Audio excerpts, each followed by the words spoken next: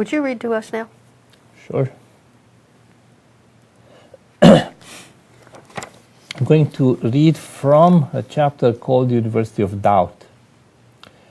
Literacy-based education assumes that people are the same. It presumes that each human being can and must be literate.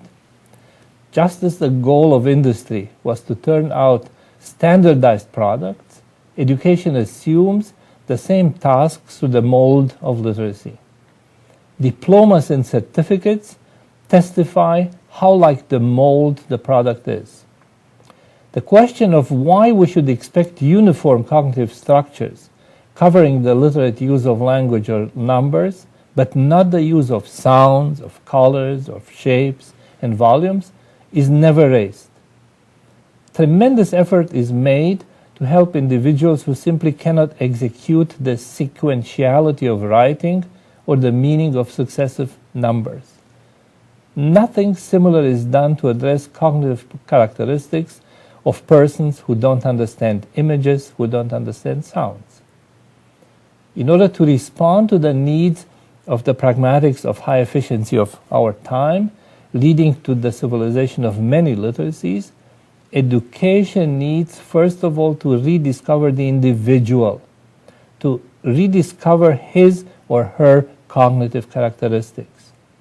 I use the word rediscover, having in mind incipient forms of education and training which were more on a one-to-one or one-to-few basis. Education needs also to reconsider its expectation of a universal common denominator based on the industrial model of standardization, rather than taming and sanitizing the minds of students. Education has to acknowledge differences in aptitudes, in interests. It also has to stimulate these differences. Every known form of energy is the expression of difference and not the result of leveling. During this process of reevaluation, the goals of education will have to be redefined. Methods of education need to be rethought, and content need really to be reassessed. A new philosophy embodied in a dynamic notion of education has to crystallize as we work towards educational alternatives that integrate the visual, the kinetic, the oral, and the synesthetic. In the spirit of the pragmatic context, education ought to become an environment for interaction and discovery, not for repeating truths that belong to older times. Time taken with reiterations of the past deserves to be committed to inferences for the present and to the extent possible for the future.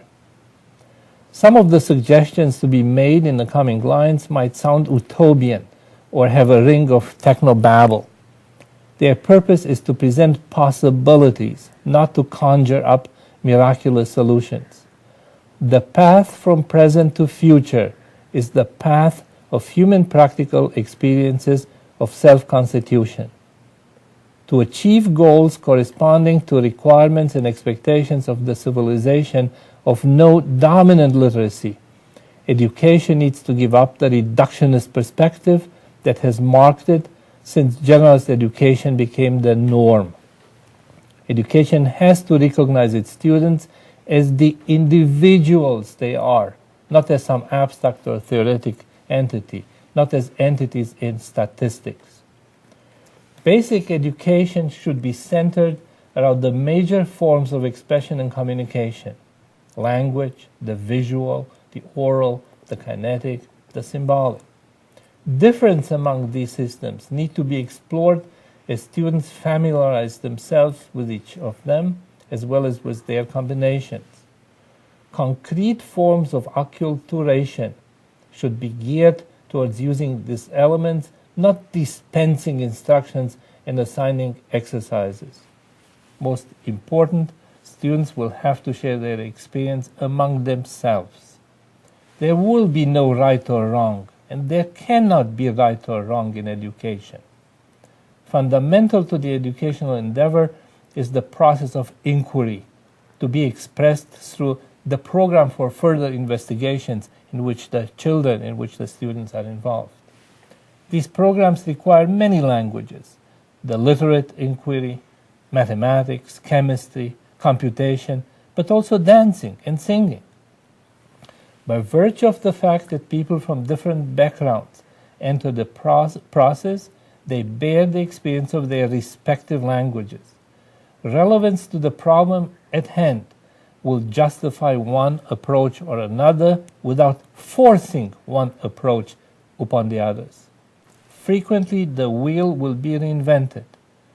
Other times, new wheels will emerge as contributions of authentic ingenuity and inventiveness. In their interaction, those involved in the process sharing the experience through which they constitute themselves at many levels. Education has to become a living process. Of more forms of literacy. That's right. Thank you, Dr. Nadin. Thank you. And thank you for joining us. Next week, we'll have Maria Munoz Blanco, who is the new head of the Dallas Office of Cultural Affairs. Pardon me. Until then, I hope you find time to enjoy your own freedom to read.